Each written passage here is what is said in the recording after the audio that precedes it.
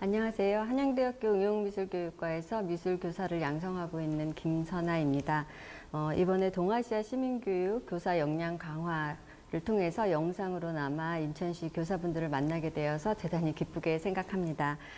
특별히 이번 시간을 통해서 예술교육이 사회와 학교 그리고 학생들에게 어떤 일을 할 수 있는지 이렇게 이야기 공유할 수 있는 시간 기회를 갖게 되어서 굉장히 귀한 기회라고 생각을 합니다.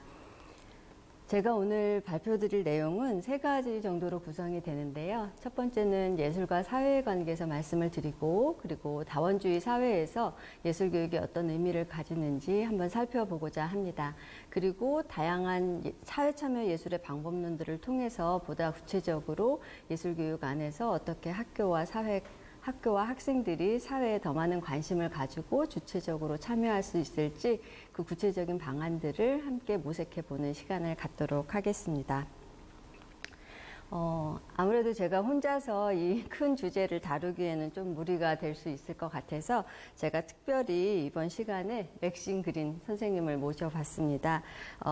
맥신 그린 선생님은 듀이의 경험주의를 기초로 해서 미국에서 미적 교육에 관해서 다양한 연구와 실천을 이렇게 지속해 오셨던, 평생 연구하셨던 교육 철학자입니다. 그래서 오늘은 맥신 그린 선생님이 쓰셨던 1995년도에 발행된 책인데요. 최근에 이제 저희 나라에도 번역본이 소개가 되었는데, 이제 상상의 나래벽이 원어로는 Releasing the Imagination이라고 해서 어떻게 보면 상상력을 이렇게 내보내기, 상상력을 발휘하기 이런 의미가 될 것 같은데요. 상상력이 사회와 교육 그리고 사회 변화에 특별히 어떤 역할을 할 수 있는지에 대해서 굉장히 좋은 말씀들을 많이 남겨주신 책입니다. 그래서 오늘 강의 내용은 이 맥신 그린 선생님의 이야기와 또 저의 미술교육에 대한 경험들, 생각들을 같이 교차해 가면서 이야기 드리는 시간이 될 것 같습니다. 적으로 시작을 해보면요. 먼저 이제 예술과 사회, 미술과 사회의 관계에 대해서 먼저 말씀을 드리려고 하는데요. 여러분들이 오늘 제가 이렇게 하는 강의의 내용에 조금 공감해 주시기 위해서는 평소에 가지고 계셨던 예술에 대한 어떻게 보면 좁은 의미의 정의를 조금 내려놓으실 필요가 있겠습니다. 그래서 지금 보여드리는 내용과 같이 앤더슨과 밀브란트라는 학자들은 삶을 위한 미술교육에서 미술의 존재 가치는 공동체를 발전시키는 기능에 있다라고 단언하고 있습니다. 그래서 미술의 역할이 단지 개인의 창조적인 능력들을 표출하거나 어떤 자신의 정서를 순화하는 데에 한정되어 있지 않고, 여기 여러분들이 보시는 것처럼 미술의 역할이 자신과 다른 사람을 이해하도록 돕고, 또 그런 이해를 미적인 형태로 담아내는, 그래서 공유하는 그런 역할을 한다고 설명하고 있습니다. 그래서 바라기는 여러분들께서 끝까지 강의를 들으셨을 때 미술이 어떻게 공동체를 발전시키는 역할을 하는지 조금 더 구체적인 이미지를 가질 수 있게 되시기를 기대하겠습니다. 이 작품을 보시면 조금 제 의도를 이렇게 공감해 주실 거라고 생각을 하는데요. 한번 작품을 천천히 들여다 보시지요. 어떤 단어가 떠오르시나요? 네. 아마도 전묘법, 이게 가장 먼저 떠오르실 것 같은데요. 여러분들이 미술 교과서에서 어렸을 때부터 전묘법의 대표적인 작품으로 그런 조형적인, 형식적인 특징에 대해서 많이 배워 오셨던 그런 작품들입니다. 그래서 쉐라의 그랑자트 섬의 일요일 오후라는 제목의 작품인데요. 1984년부터 1986년 무려 2년에 걸쳐서 저 점을 굉장히 큰 화면 안에 이렇게 찍어가면서 완성된 작품입니다. 대부분 그냥 인상주의, 신인상주의 작품인가 보다, 명화인가 보다 라고 생각하실 수 있는데요. 사실은 저는 개인적으로 이 작품을 감상하면서 항상 우리 사회에, 특히 그 모던한 지금 산업혁명 시기를 거쳐서 근대화된 우리 사회의 모습을 굉장히 예견적으로 보여주고 있다라는 생각을 종종 하게 됩니다. 혹시 여기 자세히 어떤 인물들이 있는지 조금 더 자세히 들여다 보실까요? 가만히 살펴보시면 대부분 먼저 정동이가 불룩 튀어나온 여성을 먼저 주목하시고요. 또 가운데에서 모든 사람이 왼쪽을 한 방향을 향해 있을 때 유독 가운데 정면을 향하고 있는 저 부인과 어린아이도 보이실 거고요. 또 조금 왼쪽으로 시선을 돌려보시면 이렇게 굉장히 민소매 차림으로 편안하게 누워있는 인물이 보이는데 그 뒤에 주인 없는 강아지도 보이고요. 네, 조금 지금 다른 귀부인들과는 다른 일을 하는 사람으로 보이시지요. 조금 더 뒤쪽으로 시선을 옮겨보시면 거리의 악사 같은 사람도 보이고 뭐 장병들도 보이고 다양한 인물들이 보입니다. 그래서 이 작품을 가만히 살펴보면 당시에 1884년이라고 말씀을 드렸기 때문에 그 19세기 말에 산업혁명과 함께 중산계층이 이렇게 새로운 사회 구조를 만들어 갈 때에 새롭게 생겨나는 다양한 계층의 사람들을 이 화면 안에 굉장히 사회의 축소판처럼 재구성해 놓고 있다라고 이야기를 합니다. 그래서 특히 그 다양한 그냥 직업군의 인물을 묘사했다는 것뿐만 아니라 이제 살펴보시면 서로 눈맞춤도 없고요. 그리고 만약에 제가 이 작품에 소리가 들리시나요? 라고 물었다면 아마 굉장히 왁자질 것 할 것 같으면서도 굉장히 고요한 그런 작품으로 생각하실 것 같습니다. 개별적인 인물의 자세한 얼굴 모양새나 또 그 사람들의 어떤 자세한 세부 사항을 묘사하기보다는 그냥 고립된 한 사람 한 사람이 자신의 위치에 이렇게 좀 박혀 있는 것 같은, 그러면서도 굉장히 사회적 관계가 묘사되지 않아서 아주 조용하고 어떻게 보면 침묵의 그런 장면을 연출하고 있다고 생각이 됩니다. 그래서 지금 저희 사회에서 산업화된 이 사회 안에서 각자가 사회의 역할을 가지고 생활하지만 그 관계성이 많이 끊어지고 어떻게 보면 전체 사회의 하나의 부분을 차지하면서 고립된 그런 모습들을 어떻게 보면 산업화되기 아주 초반인데 지금의 모습을 이렇게 예언하듯이 보여준 것이 아닌가, 저는 그렇게 생각을 합니다.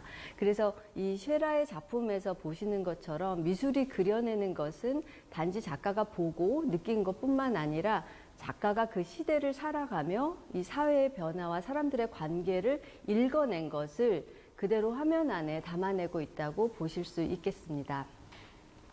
저는 이 작품을 보면은 그 찰리 채플린이 만들었던 모던 타임즈라는 영상이 종종 자주 떠오르는데요. 마찬가지로 찰리 채플린은 굉장히 동일한 주제를 풍자적으로 모던 사회의 그런 기계화되는 삶의 모습들을, 그리고 그 안에서 개인이 어떤 위치로 전락하는가, 또는 개인이 어떻게 다양한 계층의 개인들이 생겨나는가, 그런 과정들을 굉장히 풍자적으로 잘 보여주고 있다고 생각을 합니다. 그래서 이 영상 안에서 아주 짧은 부분인데요. 한번 같이 봤으면 좋겠습니다. 이 영상은 찰리 채플린이 이제 공장 노동자로 아주 반복적이고 기계적인, 아마 나사 조이는 장면은 여러 매체를 통해서 보셨을 것 같은데요. 그 공장에서 일하는 가운데 이 점심 먹는 시간이 아까워서 노동자들이 점심 먹는 시간을 허비하는 것이 효율성에 맞지 않기 때문에 그 점심을 먹이는 기계를 만들어서 찰리 채플린을 대상으로 이렇게 시험해보는 그런 장면만 제가 짧게 좀 가져와 봤습니다. 함께 감상을 해보시죠.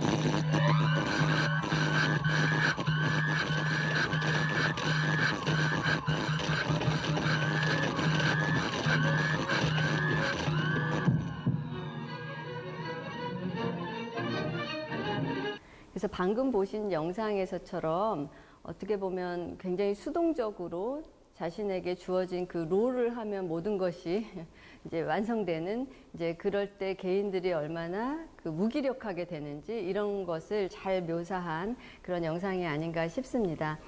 그런데 특별히 이제 미리 준비된 그리고 미리 계획된 그런 것들을 이렇게 찰리 채플린에게 강요하고 먹이고 하는 그런 장면들이 때로는 이제 저로서는 어떤 학교의 모습, 근대의 학교의 모습을 떠올리게 하는데요. 이것이 뭐 특별히 특정 어떤 학교라기보다는 이런 산업화를 모델로 한 학교도 마찬가지로 컨베이어 시스템처럼 아이들을 나이 순으로 배열하고 또 연령이 되면 산출물이 나오듯이 생산품이 이렇게 제작되듯이 졸업을 시키고 사회에서 어떤 기능을 하도록 그런 거기에 필요한 지식과 태도들을 머릿속에 담아주고 내보내고 이런 공장 같은 역할을 하고 있는 것이 아닌가 이런 생각을 종종 하게 되고요. 과연 그 안에서 학생들은 어떤 모습과 어떤 태도로 그 긴 시간의 학교 생활을 보내게 되는가 하는 것을 조금 다시 한번 반성해 볼 수밖에 없는 것 같습니다. 그래서 보셨는지 모르겠지만 이 장면의 맨 마지막에 보시면 이건 별로 이 기계는 소용이 없다. 왜냐하면 별로 실용적이지 않다. 뭐 이렇게 하면서 이 장면이 끝나게 되는데요. 학교에서도 저희가 많은 부분에 있어서 그런 합리성이나 실용성, 효율성 같은 것들을 굉장히 강조하다 보니까 그 안에서 학생들은 점점 무기력해지고 또 그 무기력함이 결국은 본인이 무엇을 먹는지 지금 이것이 어떤 의미인지 하는 것을 생각할 겨를도 없이 끊임없이 정보나 지식을 받아들여야 하는 그 위치에 놓아놓지 않았나 이런 것을 생각하게 됩니다. 이러한 맥락에서 맥신 그린이 쓴 글을 조금 읽어드리려고 하는데요. 평가, 엄격함, 권위 구조에 대한 집착에 근거할 때 아동은 인격체가 아닌 인적 자원으로 치부된다. 대부분 아동을 묘사할 때 시장의 요구에 따라 꼴을 갖출 원재료처럼 언급된다. 또 다른 종류의 카테고리도 존재하는데 이 아동들은 빈민층 혹은 위험군 혹은 주류 사회에서 필요한 무엇인가가 결핍된 이들이라는 꼬리표가 있다. 이들은 사용 가능성이 없다면 구석으로 쫓겨날 판국이며 보이지 않는 존재로 만들어질 운명이다 라고 적고 있습니다. 그래서 저희들이 이 학교 안에서 이런 다양한 아이들에게 꼬리표를 붙이지 않고 어떻게 모든 아이들에게 의미 있는 학습 경험이 될 수 있는가, 그 일을 위해서 예술 교육은 또 어떤 일을 할 수 있는가를 조금 더 구체적으로 함께 살펴보고자 합니다. 네, 그래서 이 글에서는 조금 더 그 부분에 대해서 자세히 설명을 하는데요. 오늘날 우리 교육의 경향은 기술력과 후기 산업사회의 요구에 젊은이들이 부응할 수 있도록 유연성을 재단하는 일이다. 이렇게 설명을 하거든요.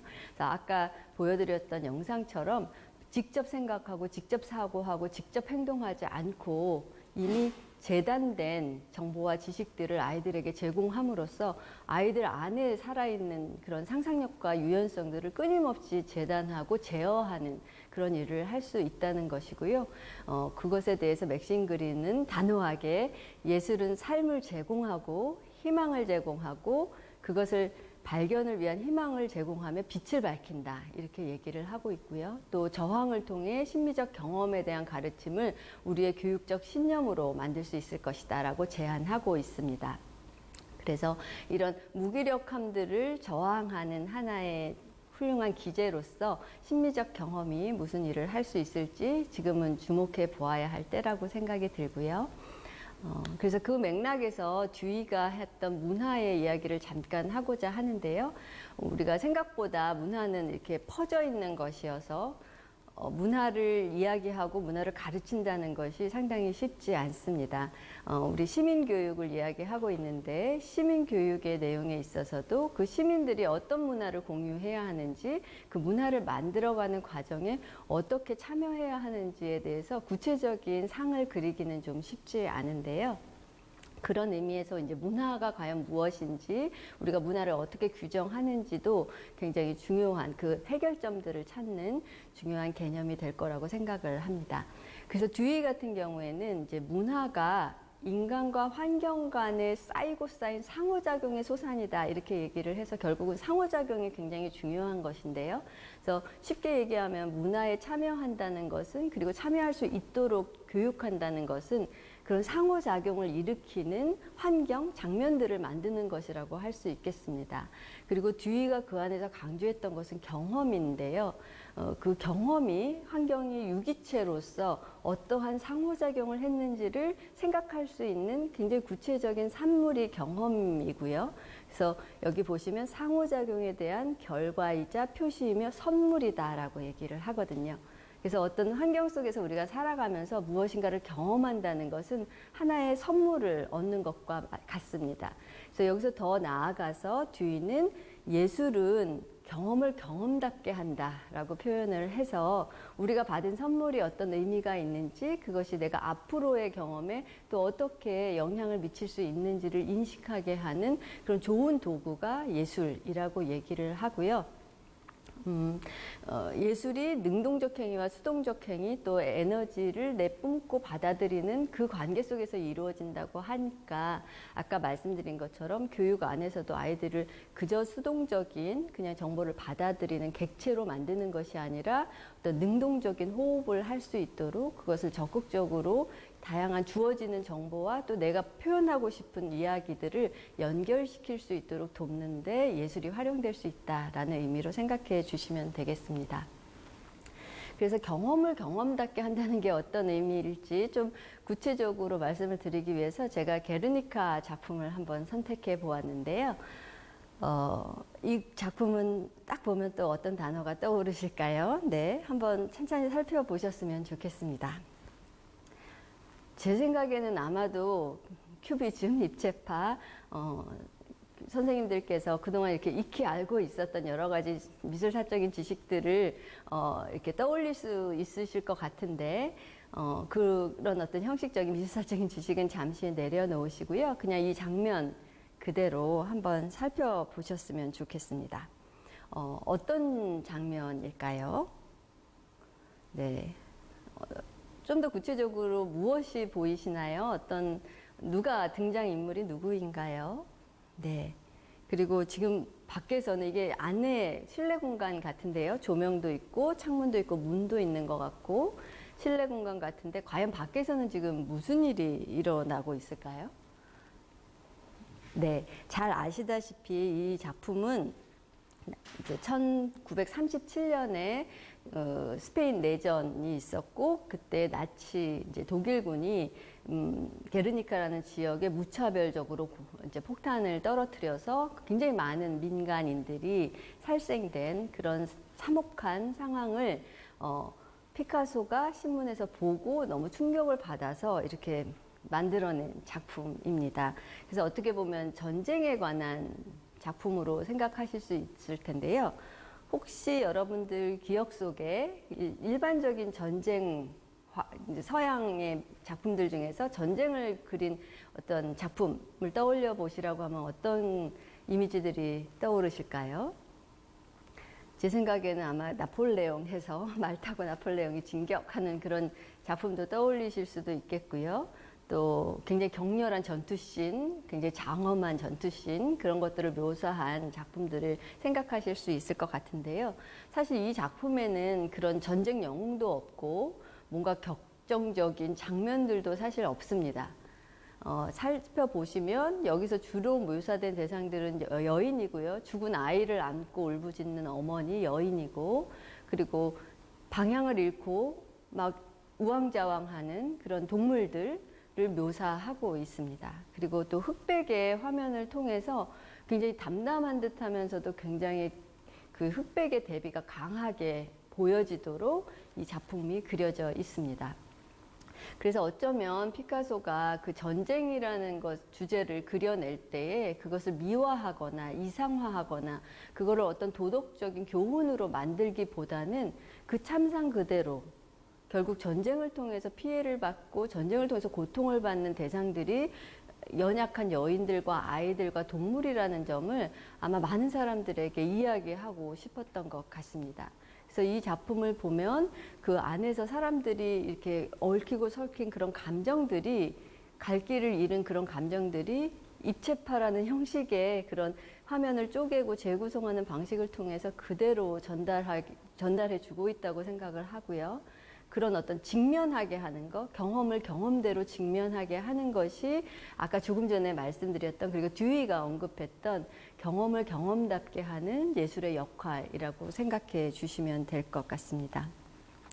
그래서 이런 작품이 어떤 전쟁을 대표하는, 그리고 평화를 대표하는 그런 어떤 상징적인 작품으로 여러 지역에서 전시가 되게 되고, 평화를 말하지는 않지만 이것을 감상하고 공유하는 사람들로 하여금 다시는 이렇게 우는 여인을, 아니면 이렇게 울부짖는 동물들이 이런 상황들이 생겨나지 않도록 해야 한다라는 의미들을 스스로 자각하고 생각해 보게끔 하는 데 이 작품의 의미가 있다고 생각을 합니다. 그래서 그 예술이 경험 안에서, 그리고 사회와 교육 안에서, 더 나아가서 아이들의 성장 안에서 어떤 일들을 할 수 있는가를 다양한 학자들이 이야기를 하였는데요. 특별히 상상력과 또 창의성에 관해서 그 예술 교육에 할 수 있는 일들을 이렇게 언급한 것을 제가 한번 모아 보았습니다. 그래서 여기 살펴보시면 어떤 조형적인 아름다움이라든지, 또는 어떤 아까 말씀드렸던 개인적인 감정의 표출 같은 것보다는 이 다양한 학자들이 이야기하고 있는 키워드들은 의문 던지기, 관계에 대한 주의, 그러니까 관계를 살피는 것이죠. 관계를 살펴보도록 하는 거, 융통성 있는 목적, 하나의 목적 지향적인 것이 아니라 오히려 목적을 만들어가는 그런 과정들, 관찰하고 묘사하기, 복잡성을 발견하기, 또 다양한 관점 탐구하기, 추론하기, 또 그 LCI의 상상력 교육의 어떤 10가지 목표들을 보면 행동하기, 반성하고 평가하기. 그러니까 우리가 사회의 시민으로서 주체적으로 참여하는 데 필요한 다양한 사회적 기능들을 예술을 통해서 습득할 수 있다라고 이야기하고 있습니다.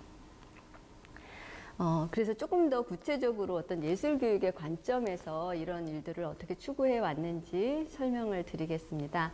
아마 가장 대표적인 어떤 이론이라고 한다면 이제 다문화 미술 교육이 될 것 같아서요. 다문화 미술 교육에서 이렇게 지향하는 바를 짤막하게 요약을 해 보았습니다. 그래서 이거는 다문화 미술 교육은 어떤 미술 교육 이론 안에서 이제 발전했기 때문에 그렇게 이름이 붙여졌지만, 포괄적으로 다문화 사회에서 예술 교육이 어떤 지향을 가지고 어떤 방법으로 또 학교를 변화시킬 수 있는가를 이야기한 그런 6가지 항목이라고 생각해 주시면 되겠습니다. 몇 가지만 설명을 드리면요. 아까 지금까지 말씀드린 것처럼 미술을 단지 어떤 조형적인 형식적인 개념 안에서 설명하지 않고 사회 인류학적인 그런 기초를 강조한다라고 쓰여 있어서, 결국은 어떤 사람들이 살아가는 문화, 사람들이 생각하는 양식, 삶의 방식, 의사소통의 방식, 이런 것 안에서 미술을 설명한다라고 이야기하는 것이고요. 그리고 교육을 사회문화적 개입으로 인식한다라고 했기 때문에 우리가 교육하는 것이 지식을 전달하는 것이 아니고, 또 교사도 그런 어떤 전달자가 아니고 아이들과 아이들의 삶 속에서 형성되는 그 문화의 일부로 들어가는 일이라고 이야기하고 있거든요. 그렇기 때문에 교사들의 자신의 문화에 대한 인식이라든가 감수성 같은 것들, 또 성찰, 반성적인 교사의 어떤 자질을 강조할 수밖에 없습니다. 그리고 교육과정은 지역사회 안에서 자신의 삶과 관련된 그런 이슈들을 중심으로 교육과정이 재편될 것을 요구하고 있고, 그 안에서의 교수학습 방법은 인류학적 방법을 사용한다고 이야기하거든요. 그래서 여기서 인류학적 방법이라는 것은 아이들이 직접 인류학자들이 어떤 외딴 섬의 문화를 연구하기 위해서 하는 일들을 떠올려 보시면 될 것 같습니다. 그 사람들 속에 들어가서 같이 이야기하고, 그 사람들의 언어를 배우고, 그 사람들의 의복을 입고 같이 음식을 나누면서 그 사람의 삶을 이해하는 것이 그 인류학자들이 그 문화를 연구하는 방식이잖아요. 마찬가지로 아이들이 자신의 지역 사회를 그냥 학교 밖에 동떨어진 공간으로 보는 것이 아니고, 학습한 내용을 가지고 지역사회를 새로운 눈으로 지역사회 문화를 발견하게 하는 그런 방법론을 사용한다라고 생각하시면 되겠습니다. 그래서 그런 활동 안에서 지역 안에서 아이들이 실질적으로 참여할 때에 민주주의적인 접근 방식들을 학습할 수 있고 그것이 이제 문화적으로 학생들의 문화와 또 삶의 관련성을 갖는 교육으로 변화될 수 있다라는 이제 변혁적인 입장을 취하는 그런 다문화 미술 교육의 개념이고요. 그런 다문화 상황에 대해서 잠깐 이제 살펴보고 또 미술이 할 수 있는 일들을 조금 더 구체적으로 말씀드리려고 하는데요. 이거는 그 OECD 교육 2030 미래교육의 역량을 위한 현황 분석과 향후 과제라는 2016년에 교육개발원에서 나왔던 보고서 내용의 일부입니다. 그래서 거기서는 이게 16년이면 벌써 한 5, 6년 됐기 때문에 이미 좀 지금의 상황을 반영하기도 하고 이 보여지는 이제 앞으로 10년 후에 메가 트렌드에 더 추가되어야 할 사항들이 저희 지금의 상황에서 많이 있을 것 같은데요. 이제 여기 보시는 것처럼 고령화라든지 세계화, 또 환경 에너지 문제, 불평등과 양극화 같은 상황들이 굉장히 복합적이고 복잡한 사회를 예견하고 있고 이런 문제들을 대비할 수 있는 우리 미래의 아이들을 교육하는 것이 굉장히 새로운 접근을 취해야 된다라는 것을 이제 좀 분명히 보여주고 있는 것 같습니다. 그래서 결국은 다양한 사람들이 공존할 수 있도록 하는 것, 그리고 나의 경험을 넘어서서 다른 사람의 경험을 들여다보게 하는 것, 그리고 그것이 더 어떤 국가의 경계까지 넘어서서 지구촌의 관점에서 우리의 삶을 조망할 수 있는 그런 능력들이 앞으로 굉장히 필요하다고 볼 수 있겠고요. 조금 더 우울한 말씀을 드리자면 이제 몇 가지 저희 OECD 안에서 우리나라의 위치나 어떻게 보면 우리가 굉장히 잘하고 있는 점들도 많지만 또 우리가 좀 성찰적으로 들여다봐야 되는 지표들도 굉장히 많이 있습니다. 그래서 어떤 그 여성과 남성 간의 임금 격차가 굉장히 단연 1등이고요. 또 자살률 얘기는 저희가 많이 하지요. 특히 노인 자살률도 굉장히 높은 편이고요. 월등하게. 그리고 어떤 빈곤, 특히 이제 여기 보시면 65세 이상의 빈곤도 굉장히 심각합니다. 그래서 성에 있어서 또 자신의 어떤 고립에 있어서 또 경제적인 격차에 있어서 또 여러 가지 사회 정치적인 어떤 참여의 권한에 있어서 많은 부분에 있어서 격차가 있고 그런 것이 조금 전에 보여드렸던 것처럼 양극화를 통해서 더 접점을 좀 찾기 어려운 상태로 심화되고 있다라고 생각을 할 수가 있겠고요. 그런 것들이 아마 제가 다시 말씀드리지 않아도 이런 코로나 상황에서도 사회의 취약한 지점들이 그대로 드러나게 되는 것을 저희가 지금 경험하고 있는 것 같습니다. 그래서 이런 저희의 상황들이 맥신 그린이 얘기했던 상당히 오래전에 어떻게 보면 경고처럼 했던 이야기인데도 저희가 거기에 제대로 반응하지 못한 것이 아닌가 이런 생각도 들고요. 제가 짤막하게 한번 읽어보겠습니다. 오늘날 젊은이들은 도덕적으로 불확실한 세계, 즉 고통을 줄이고 학살을 종식시키고 인권을 보호하기 위해 할 수 있는 일이 거의 없어 보이는 세상에 살고 있다. 엄마를 찾아다니는 난민 아이들의 얼굴, 군인에 의해 반복적으로 강간당한 10대 소녀들, 불타버린 교회와 도서관을 바라보는 거쳐 잃은 사람들, 이들 모두는 가상현실에서나 볼 수 있는 장면이라고 치부될 수 있다. 이들을 가깝게 접하는 일부 사람들은 이러한 고통에 대해 종종 마비된 것처럼 느끼고 거듭해서 무기력감을 상기하며 외면하라는 유혹에 설득당한다. 이렇게 쓰고 있거든요. 그래서 저희 지금 코로나 상황에서도 이거 마치 가상현실 같다, 현실 같지가 않다, 이런 얘기도 많이 했었는데요. 맥신 그린이 이야기하는 것처럼 현실에서 영화에서나 있을 법한 일들이 실제로 많은 사람들의 삶 속에 지금 벌어지고 있고 그럼에도 불구하고 맥신 그린이 강조하는 용어 중에 하나가 마비인데요. 그런 것들을 실제 삶의 문제로 자신의 문제로 공감할 수 있는 능력들이 점점 떨어지면서 감각이 마비된 상태처럼 그것을 보고도 어떤 것들을 생각하거나 느끼거나 자각하지 못하는 그런 상황이 되어지고 있다라는 얘기고요. 특히 굉장히 그런 고통에 대해서 편집된 정보들, 미디어의 뉴스들을 반복해서 우리가 들으면서 그냥 그 상태로 수긍하게 되는, 그리고 그 안에서 굉장히 무기력하게 되는, 뭘 할 수 있겠어, 내가 조금 뭐 한다고 뭐가 달라지겠어 라는 생각을 끊임없이 상기시키는 그런 환경들에 놓여 있다고 생각을 합니다. 그래서 여기에 덧붙여서 아까 말씀드린 것처럼 학생들이 끊임없이 수동적인 존재로 자신을 인식하도록 교육받았을 때에는 특히 이렇게 자기와는 동떨어진 사람들의 고통이나 우리 사회의 문제를 자신의 문제로 받아들이기란 굉장히 어려운, 그리고 오히려 그것을 외면하고 나 자신의 경쟁을 위해서 노력할 때 그것이 더 똑똑한 것이라고 인식할 수밖에 없는 여러 조건과 환경들이 마련되어 왔었다라는 점을 좀 생각할 필요가 있겠습니다. 그래서 그런 개인과 환경의 관계에 대해서 조금 더 이렇게 다른 시각에서 공유하고 싶어서 이거는 시각 심리학, 지각 심리학에서 이제 사용하는 이미지인데요. 보시면 A와 B가 같은 색깔일까요? 다른 색깔일까요? 네, 대부분 제가 이렇게 물어보면 아마도 같은 색인데 달라 보여서 묻겠거니라고 생각하십니다. 다들 답을 주십니다. 네, 그래서 네, 맞습니다. A와 B가 같은 색깔인데요. 같은 톤인데 굉장히 달라 보입니다.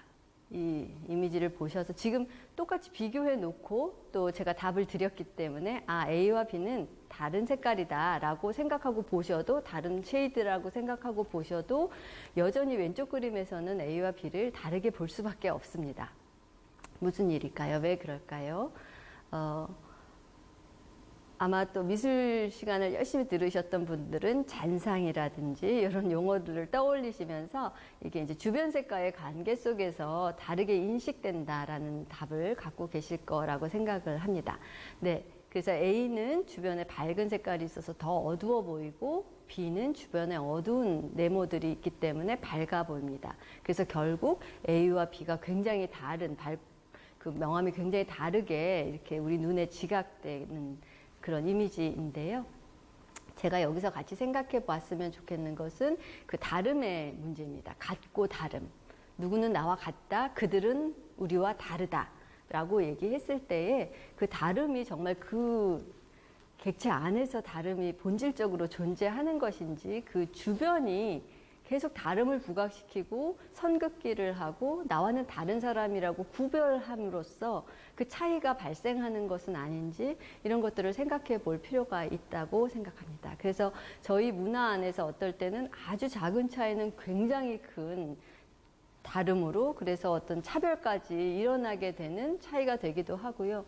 또 아이들의 그 굉장히 중요한 차이나 다양성들은 이렇게 무시되고 그냥 같은 3학년 몇 반 이렇게 묶여지는 그런 일들도 굉장히 많이 있는 것 같습니다. 그래서 우리가 다원주의 사회, 또 다양성의 존중을 이야기할 때는 그 각각 개인들이 갖고 있는 차이에만 집중할 것이 아니고 그 차이를 만드는 주변, 환경, 사회적인 조건들, 사회 문화적인 맥락을 같이 논의하고 같이 살펴봄으로써 앞으로 이 차이들이 어떻게 긍정적인 다양성으로 될 것인지, 또는 거꾸로 부정적으로 이것이 차별을 만들고 경계짓기를 하는 하나의 장벽이 될 것인지, 이거는 그 다름을 인식하는 방식에서 결정이 된다고 볼 수 있겠습니다.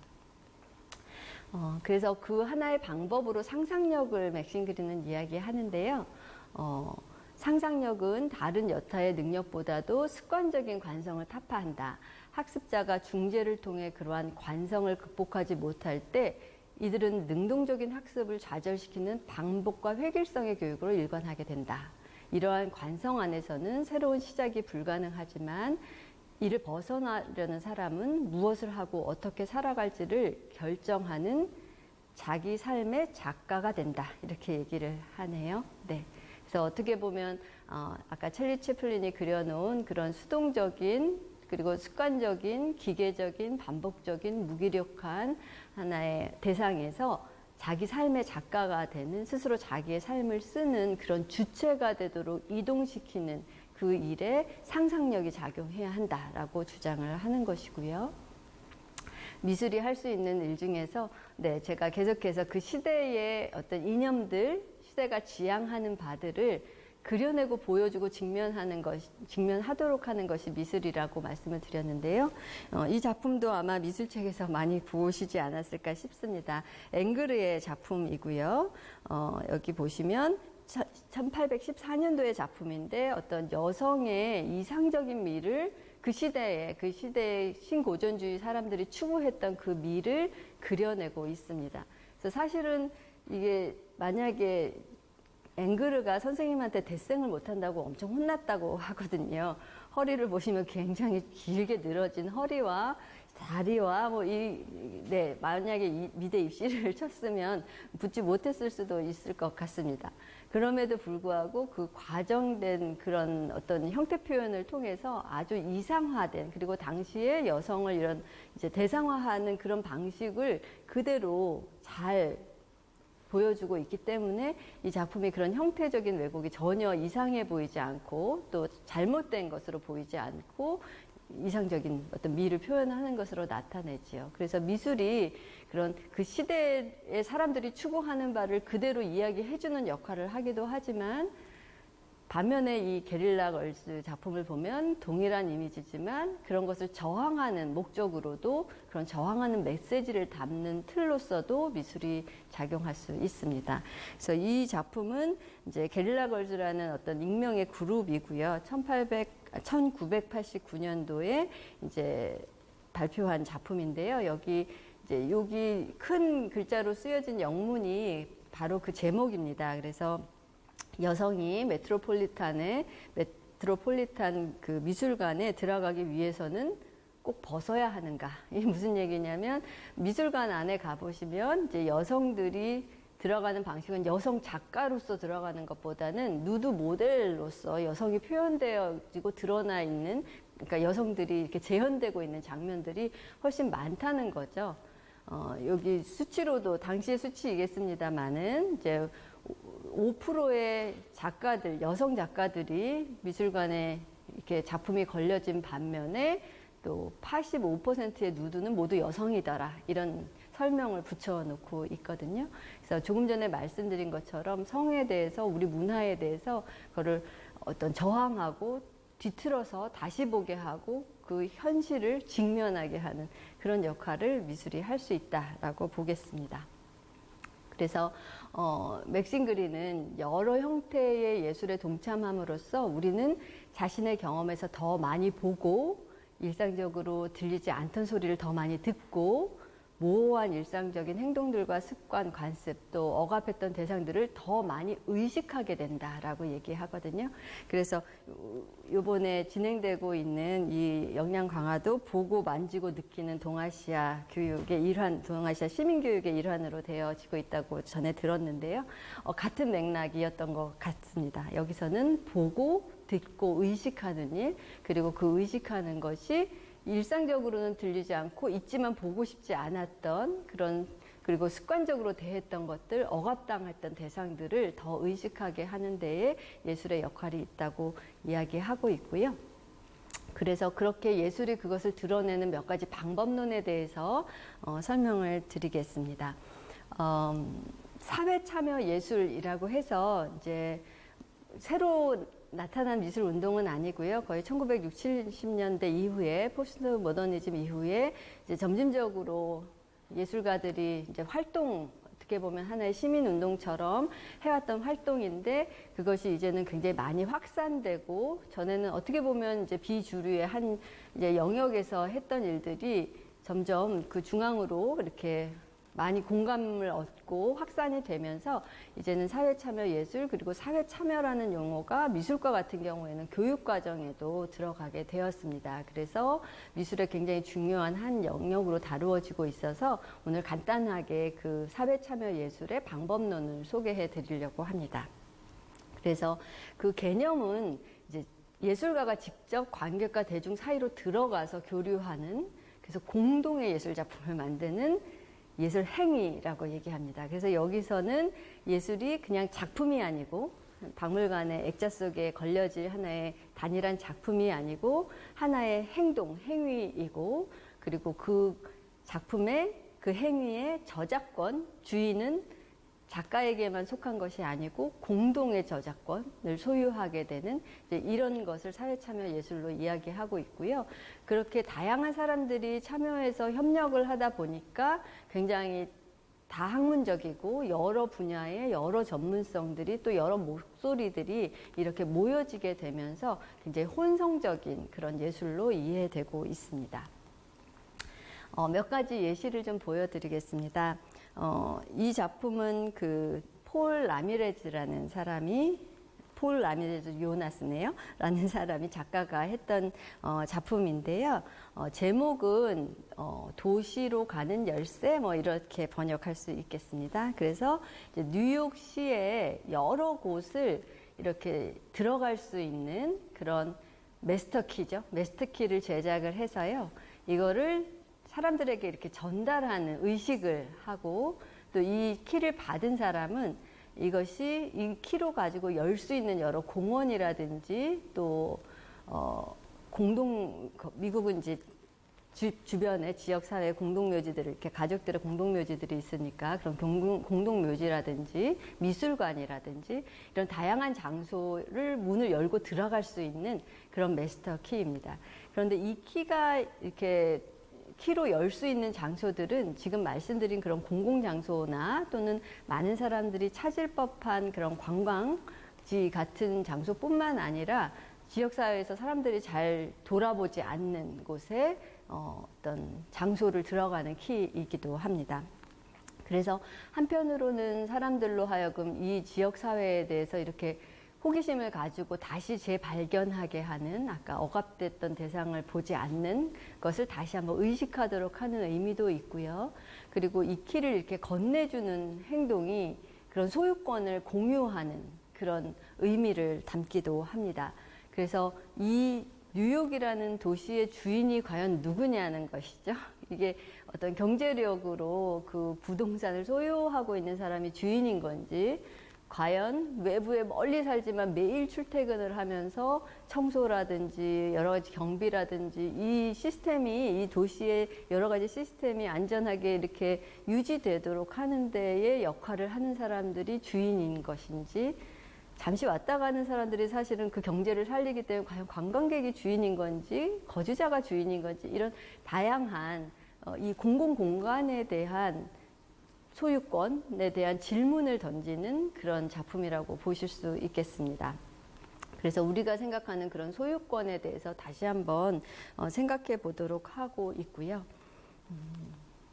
그래서 맥신 그린이 했던 말 중에 원시적으로 멀리서 이제 비행기에서 이렇게 내려다보듯이 원시적으로 사물을 작게 보려는 무관심의 의미를 부여하고 동시에 근시적으로 아주 가까이에서 밀접해서 보는 근시적으로 사물에 좀 더 가깝게 접근해서 이를 크게 보려는 열정의 문을 열고 승인한다. 이런 표현도 있고요. 이러한 열정이야말로 상상력을 향한 출입문이며 이는 변화가 가능하도록 사물을 다르게 바라보는 가능성이라고 얘기를 하고요. 사물을 크게 보는 것이 우리를 개혁으로 유인하는 원동력이 된다라고 설명을 합니다. 그래서 멀리 보면 사람들도 다 그만하고 자동차도 다 그만하고 다 그렇지 뭐 이렇게 접어들 수 있지만 가까이 들여다보면 이 안에도 이런 다양성과 이런 어떤 삶의 역동이 있구나 하는 것들이 보여지기 시작하잖아요.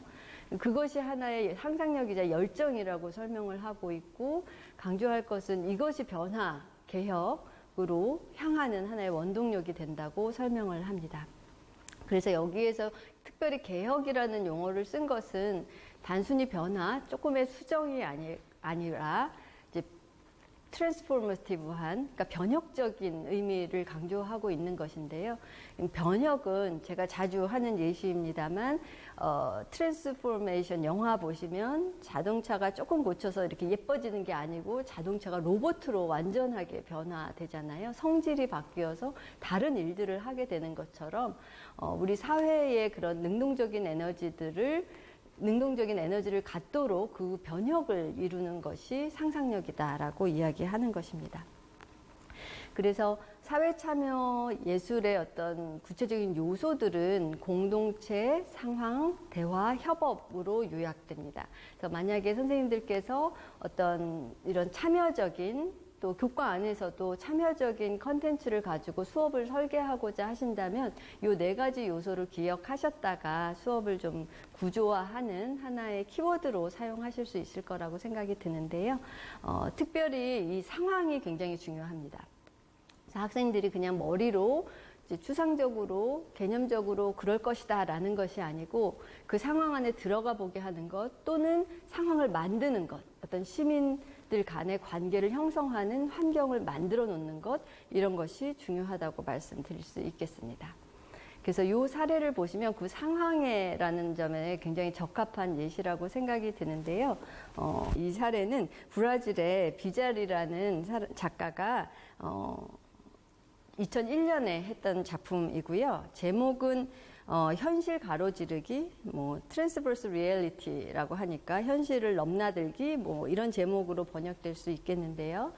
2001년에 이 작가가 했던 것은 굉장히 다른 공공장소에 닭을 풀어놓았습니다. 그래서 굉장히 부유한 지역에 굉장히 유명한 백화점 로비에 닭을 풀어놓기도 하고 또 아주 외딴 곳에 또는 아주 저소득층에 또 사람들이 그냥 길거리에서 특별한 직업이 없어서 나와서 앉아있는 그런 공간에 닭을 풀어놓기도 하고 그래서 이 장면, 이 닭 자체가 중요한 것이 아니라 그 새롭게 나타난 닭에 사람들이 어떻게 반응하는가를 이제 비디오로 찍어서 다큐멘터리를 제작한 그런 작품입니다. 2003년도에 하바나 비엔날레에 발표가 됐던 작품인데요. 어떻게 보면 그저 이 닭이 이제 현실을 가로지르면서 이런저런 현실을 보여주기도 하지만 더 중요한 것은 어떻게 서로 다른 현실을 구성하고 살아가고 있는가 하는 것이고요. 그 백화점에 이렇게 닭이 처음에 나타났을 때는 가장 먼저 나타난 사람이 이제 경비원이라고 합니다. 그래서 경비원이 이것이 혹시 테러는 아닌가, 뭔가 우리의 질서를 깨트리는 것은 아닌가 굉장히 의심하고 주의하고 모든 사람들이 경계하고 그런 장면들이 묘사가 되고요. 오히려 거꾸로 이런 어떤 로컬 커뮤니티 안에서는 사람들이 닭이 나타났으니 너는 누구니? 어디서 왔니? 말을 걸기도 하고 사람들이 모여들고 오히려 거꾸로 도대체 얘는 누굴까? 얘가 왜 왔을까? 이런 얘기를 사람들 간에, 주민들 간에 나누면서 그냥 그곳에 머물게 하는, 그곳에 같이 살게 하는 그런 일들도 있었다고 합니다. 그래서 이 공공장소에 대한 또 개념일 수도 있겠고요. 말씀드린 것처럼 우리가 그 물리적인 공간을 구성하는 방식 안에 많은 사회적인 이렇게 규범들, 약속들 같은 것들을 심어놨다고 볼 수 있겠습니다.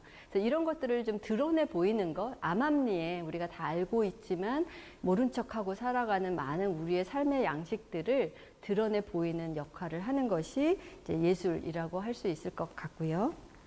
그래서 사회 참여 예술의 특징은 이런 공동체를 구축해서 이런 의미 만들기에 사람들을 참여하도록 하는 것, 그래서 그 참여의 구조를 만드는 것, 그래서 이 일을 위해서 어떤 미디어를 사용하고 청중의 역할을 변화시키는 것이 사회 참여 예술의 하나의 중요한 특징이자 방법론이라고 할 수 있겠습니다.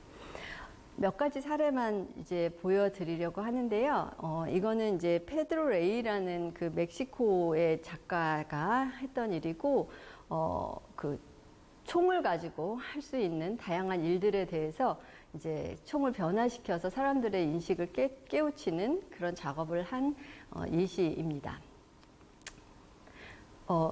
이 이미지에서 소리를 잘 들어보십시오.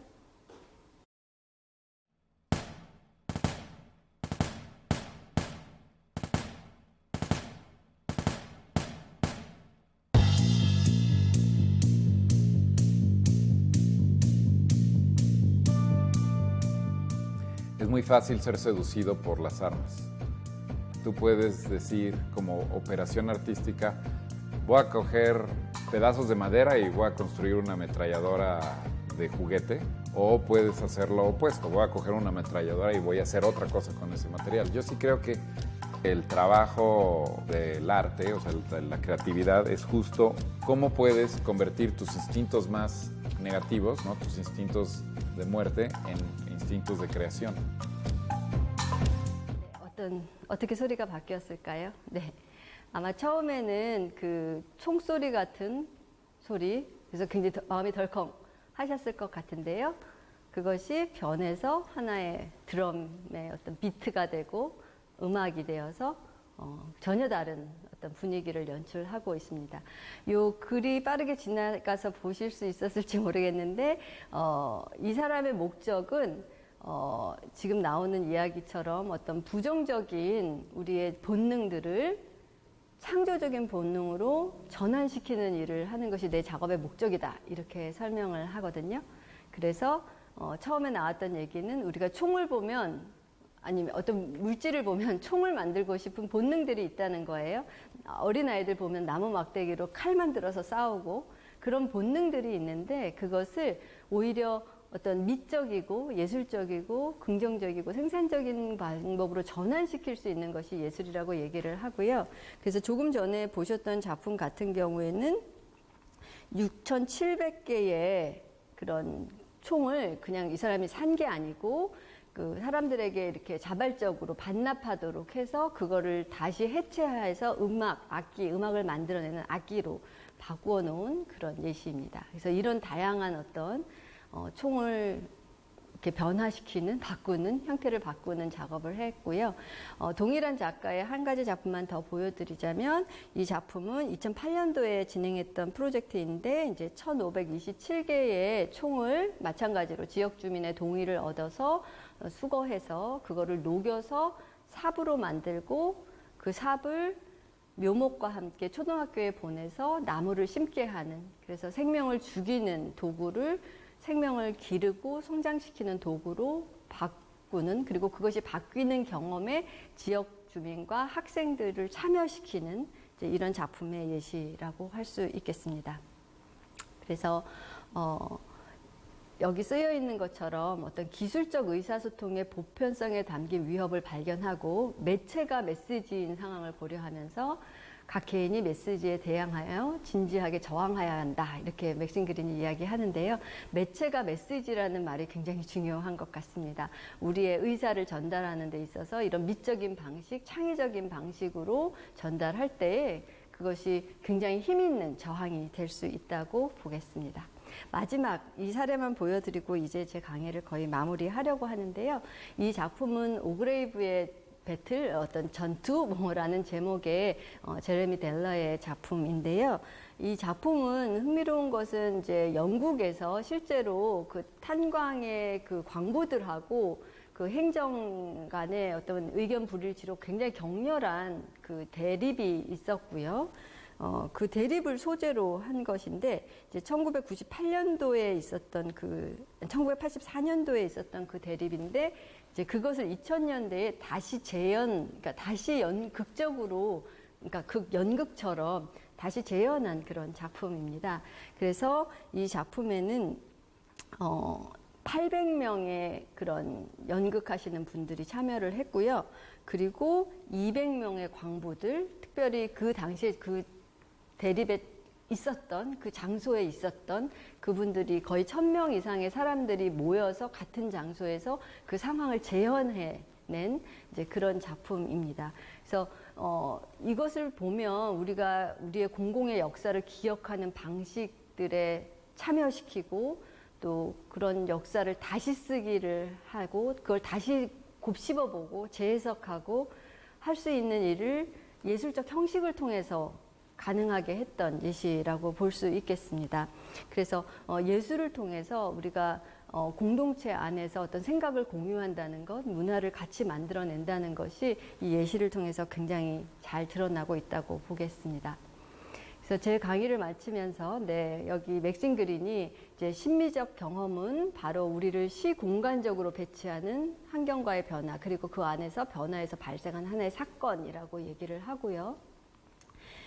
예술 형식과의 적극적인 참여를 통한 만남이 상실한 즉흥성을 되살린다라고 얘기합니다. 우리가 너무 교과서에 나오고 이미 성인에 의해서 다 재단된 지식들을 습득하는 일들을 너무 잘 해왔기 때문에 그 가운데서 어떤 즉흥성이라든지 즉각적으로 반응한다든지 직관적으로 본다든지 하는 그 능력들은 굉장히 많이 축소되어 있다고 볼 수 있겠습니다.